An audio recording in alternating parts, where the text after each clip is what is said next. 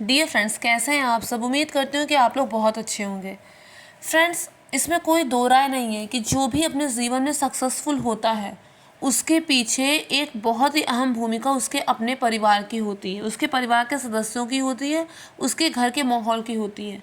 अगर वो ठीक है तो बच्चे को सक्सेसफुल होने से कोई नहीं रोक सकता। ये कहानी है एक ऐसी लेडी की जो अकेली होकर अपनी बच्ची को पाल रही है। वो खुद एक काम वाली बाई है, पर वो अपनी बच्ची के लिए बहुत ऊंचे सपने सजोती है। वो चाहती है कि उसकी बेटी को उसकी तरह काम वाली बाई ना बनना पड़े। लेकिन उसकी जो बेटी है वो पढ़ाई में उतनी अच्छी नहीं है, और उसका एक सीधा सा फंडा है कि जैसे इंजीनियर का बेटा इंजीनियर होता है, डॉक्टर का बेटा डॉक्टर होता है, वैसे ही बाई की बेटी बाई ही तो बनेगी। इस पर उसकी माँ उसे समझाने का बार बार प्रयास करती है। उसकी बेटी बाकी सब सब्जेक्ट में तो फिर भी ठीक होती है, लेकिन मैथ्स जो होती है उसमें उसकी जो कंडीशन होती है वो अच्छी नहीं होती, बल्कि ख़राब होती है। अब वो अपनी बच्ची को मोटिवेट करने का अपनी तरफ से पूरा प्रयास करती है। वो उसे अपनी कंडीशंस को भी बताती है। वो उसे बताती है कि किस तरह से वो एरिया घिस घिस के पूरी दुनिया में नौकरानी बनी फिर रही है, किस लिए, क्या, ताकि तू पढ़ लिख कर कुछ अच्छा बन जाए। लेकिन उसकी बेटी को ये बात समझ में नहीं आती। इतना ही नहीं, अपनी बेटी के लिए अथाह का काम करने के बावजूद वो मंगलवार और शनिवार के व्रत भी रखती है, ताकि उसकी बेटी का पढ़ाई में मन लगे और वो आगे चलकर अपना एक अलग नाम कमाए, अपनी एक अलग पहचान बनाए। लेकिन उसके बावजूद उसकी बेटी सही ट्रैक पे नहीं आ रही होती। फिर उसके बाद वो एक दूसरा रास्ता अख्तियार करती है। वो जहाँ पर काम करती है वो एक ऐसे स्टेटस वाली लेडी होती है जिसकी काफ़ी जगह पहुंच होती है।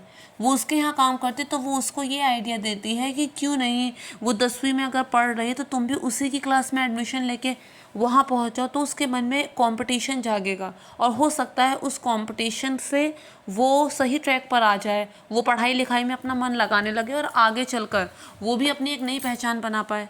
उसकी माँ बिल्कुल वैसा ही करती है। दिन भर अथाह का काम करने के बावजूद, घर की इकलौती कमाऊ सदस्य होने के बावजूद वो उसी की क्लास में एडमिशन भी ले लेती है।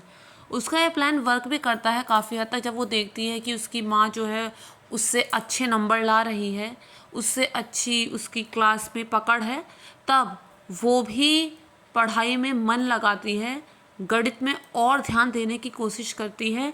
लेकिन वो अपनी माँ के सामने एक शर्त रखती है कि अगर अपकमिंग एग्ज़ाम में मेरे नंबर तुमसे ज़्यादा आ गए तो तुम दोबारा क्लास में नहीं आओगी। उसकी माँ ये बात मान लेती है कि चलो मेरी बेटी कम से कम इसी बहाने मेहनत करके पढ़ाई करेगी। लेकिन जब वो ये शर्त जीत जाती है तो उसके बाद फिर से उसका वही फंडा होता है कि जैसे डॉक्टर का बेटा डॉक्टर, इंजीनियर का बेटा इंजीनियर, तो मैं भी बाई की बेटी हूँ तो इसलिए बाई ही बनूँगी और आगे मुझे पढ़ाई करनी नहीं है।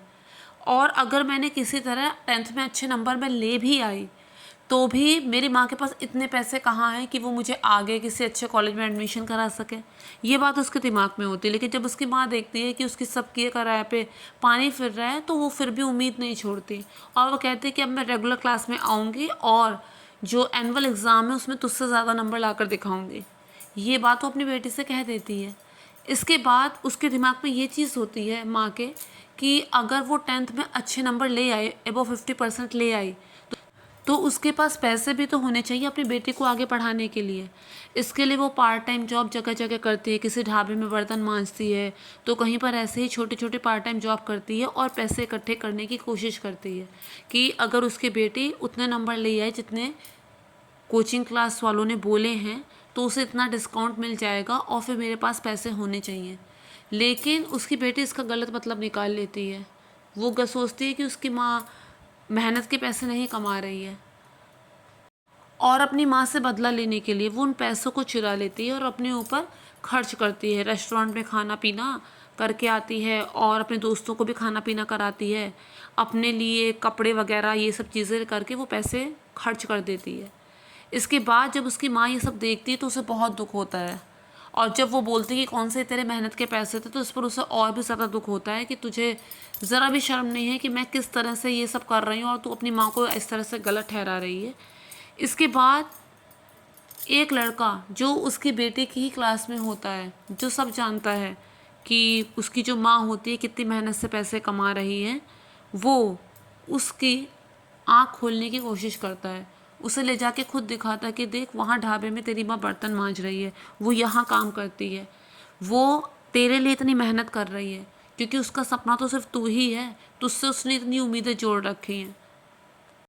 ये सब देख के उसके बेटे को अपनी गलती का एहसास होता है। वो अपनी माँ से माफ़ी मांगती है और उसके बाद खूब मन लगाकर पढ़ाई करती है और 10th में बहुत अच्छे नंबर लाती है।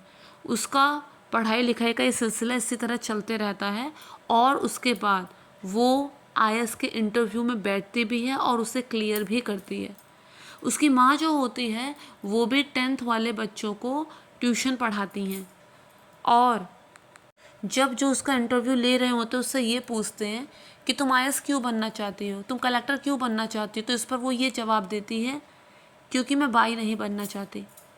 और इस तरह से उस लड़की की माँ ने सिर्फ पैसे ही नहीं लगाए अपनी बेटी को सही रास्ता दिखाने के लिए, उसने अपना सब कुछ समर्पित कर दिया और जिसके नतीजे में उसकी बेटी आज कलेक्टर बन गई है।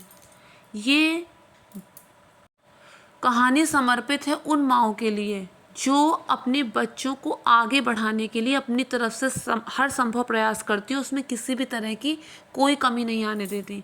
वो केवल बच्चों को सुविधा ही नहीं बल्कि उन्हें वो माहौल देने की भी कोशिश करती हैं जिसके माध्यम से उनके बच्चे सक्सेसफुल बन सकें।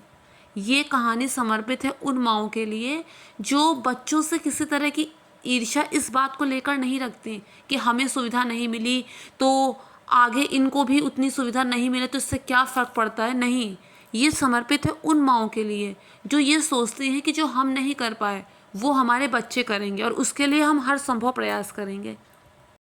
उसने अपनी बच्ची पे पूरी मेहनत की और अब उसकी मेहनत रंग भी लाई।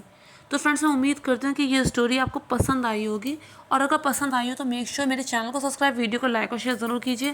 Thank you friends, thank you so much.